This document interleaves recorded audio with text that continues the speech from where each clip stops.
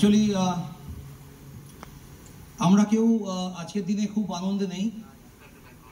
আমরা আমাদের প্রত্যেকেরই মন ভারাক্রান্ত, প্রত্যেকেরই মনে দুঃখে ভরা। আজকের এই ইভেন্ট আমাদের 3 মাস আগেকার প্ল্যান। আমরা প্ল্যানিং করেছিলাম আজকের ডেটটা যদি চেঞ্জ করা যায়, বিকজ আজকের প্রোগ্রামটা আমাদের সেলিব্রেশন প্রোগ্রাম, আনন্দের প্রোগ্রাম।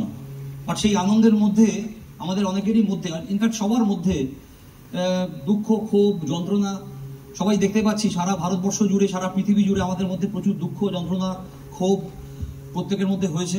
বাট সেই উদ্দেশ্যে আমরা ভেবেছিলাম মধ্যে আজকের মিটিংটা আমরা পোস্টপোন করে দেবো। বাট যেহেতু আমাদের এই প্রোগ্রাম 3 মাস আগে বুক করা, 3 মাস আগে পুরনো স্কেডিউল, এবং সেই স্কেডিউল অনুযায়ী আমাদের অনেক মানুষ বাইরে থেকে আসে, তাদের ট্রেনের টিকিট, ফ্লাইটের টিকিট, তাদের সমস্ত প্ল্যানিং তার মতো করে ফেলেছে।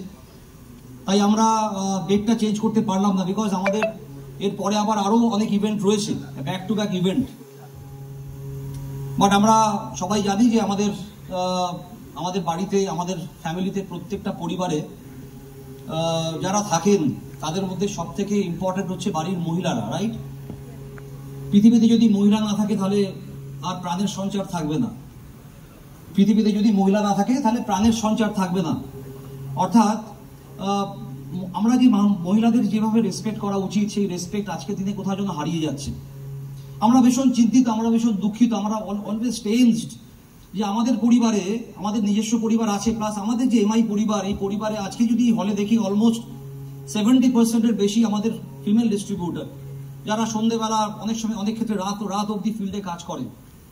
তা আমরা প্রত্যেকে চিন্তিত যে আজকে যেভাবে আজকে পশ্চিমবাংলার কলকাতা বলুন, বা পশ্চিমবাংলার বিভিন্ন প্রান্তে বলুন, কি ভারতবর্ষের বিভিন্ন প্রান্তে বলুন, কোনো একটা ঘটনা আমাদের মেন উদ্দেশ্য নয়।